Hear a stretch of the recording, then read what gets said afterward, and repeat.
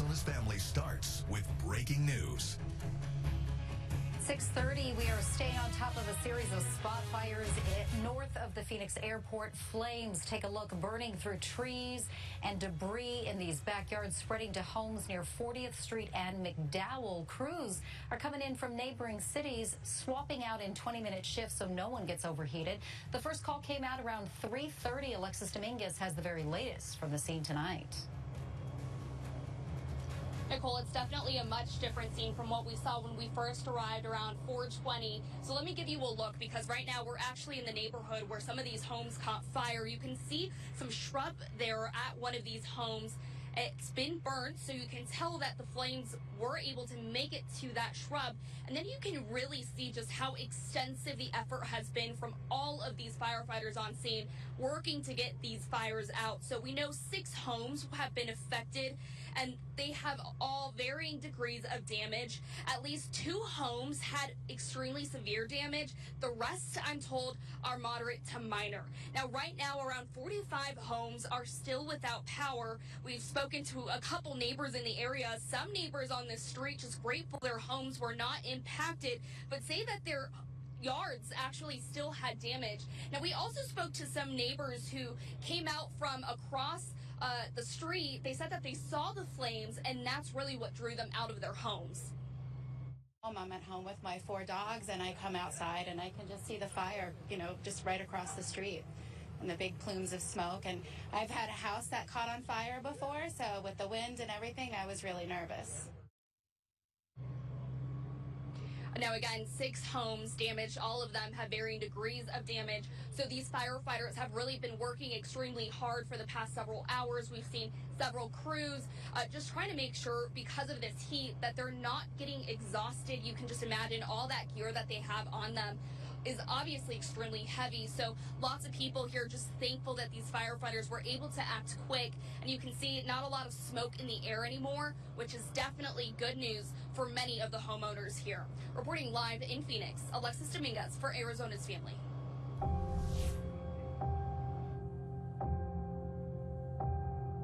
Joe Thurston. John Persin Jr.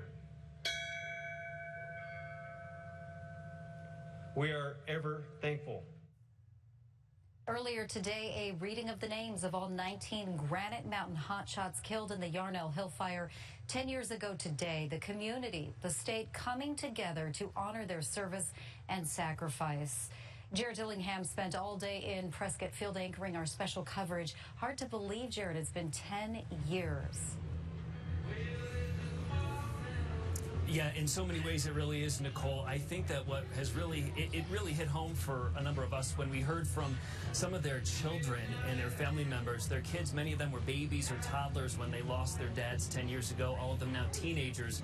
And we heard from one of those teenage sons spoke in front of the crowd earlier today. All those family members vowing to make sure the memories of these men live on. Remember, these were 19 elite firefighters who trained year-round together in the mountains around Prescott and all kinds of different terrain, and the call out to go to the Yarnell Hill fire 10 years ago literally hit home for them. It meant a lot to them to go defend the mountains really right in their backyard, the small town of Yarnell, about 30-35 miles southwest of Prescott. That day, June 30th, 2013, changing winds, increasing wind speeds cut the crew off from their escape route. 19 men died. Only their lookout in a nearby valley survived. His name is Brendan McDonough. He was here today, delivered a prayer to this crowd on stage, and it was a huge crowd. All kinds of people showed up in Prescott to pay tribute to these 19 men who ranged in age from 21 to 43. Many of them are locals. They grew up in this area and had gone on several other wildfires back in 2013 before lightning sparked the Yarnell Hill fire on June 28th. Prescott's fire chief spoke about the impact the loss of 19 very young men has had on this community. This tragedy 10 years ago was shared. Many of you knew one of the 19. They were your Little League players, your son's friends, cousins, neighbors. This tragedy impacted all of you as much as it did the Prescott Fire Department. I mentioned their families. Several of these men had young children. Several of them had babies on the way. Several had just been engaged to get married in the months to come. So their loss still very much felt here every single day in the Prescott community. And while the loss of life is top of mind for everyone on this 10-year anniversary, the Yarnell Hill wildfire also burned 127 homes. So more than 100 families lost homes in this fire in Yarnell. Jason Berry spent the day there for a number of ceremonies in Yarnell. Jason? Yeah, a lot of very raw emotion out here. This is a small town, so this tragedy hit everybody hard, and they're still feeling it. Today's special ceremony at the Yarnell Hill Memorial Park wrapped up just a couple of hours ago. We heard from a number of folks in the community, first responders, family members, business leaders. They are all still feeling the pain even 10 years later. But everyone agrees it's important every year to honor the 19 brave hotshots who lost their lives and pay tribute to the incredible members of this community who came together in this town's time of need. Well, it's important that we never forget the sacrifice they made 10 years ago. And it's so important. And not only that, but the families. We don't forget the pain and suffering they're going through. We want to continue to think about them, pray for them, as this is ongoing. A community getting together and seeing how far we have come with everything that was out there, with everything that was destroyed, and people helping people. And we celebrate that. Everybody has their stories in life. Everybody has their tragedies and their joys. But this has made this community so much tighter, so much closer. We go to fundraisers and parties and meetings or whatever, and you know almost everybody.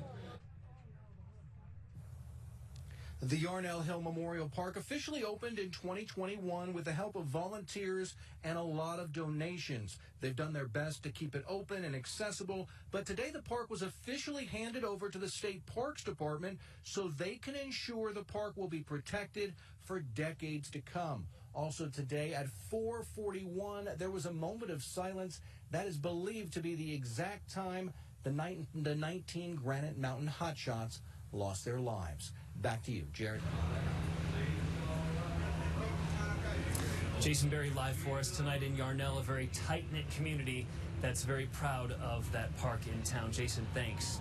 Our special coverage from Prescott tonight on this anniversary continues this half hour.